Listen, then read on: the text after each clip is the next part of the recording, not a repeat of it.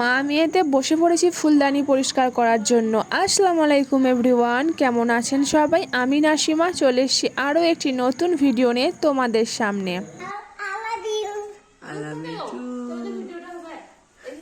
ফুলদানিগুলোতে প্রচণ্ড পরিমাণে ধুলো পড়েছিল, তার জন্য পরিষ্কার করে নিচ্ছিলাম। তাই পানির মধ্যে সার্ফ এক্সেল দিয়ে ভালোভাবে ধুয়ে নিচ্ছিলাম, আর তারপর ধুয়ে ছাদে শুকিয়ে তারপরেই আলমারিতে ভরে রেখে এসেছি। তার কারণ আমি এই ভিডিওটা করেছিলাম ওই বাড়ি থেকে আসার কিছুদিন আগে।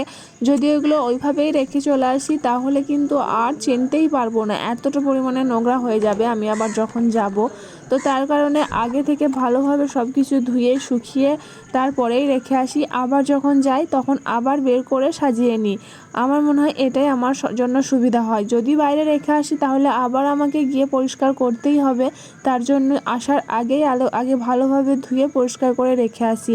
এই যে দেখো মা মেয়ে চলে গেছি ছাদে ফুলদানিগুলো একটু রোদে দেওয়ার জন্য। রোদে না দিলেও হতো, কিন্তু একবার রোদে দিলাম যাতে তাড়াতাড়ি শুকিয়ে যায় তার জন্য। আর ছাদে গিয়ে মা মেয়েতে একটু খেলা করে নিলাম। মিয়া আমার সঙ্গে অনেক গল্প করলো, আর তারপর চলে এলাম নিচে। এই বাবা।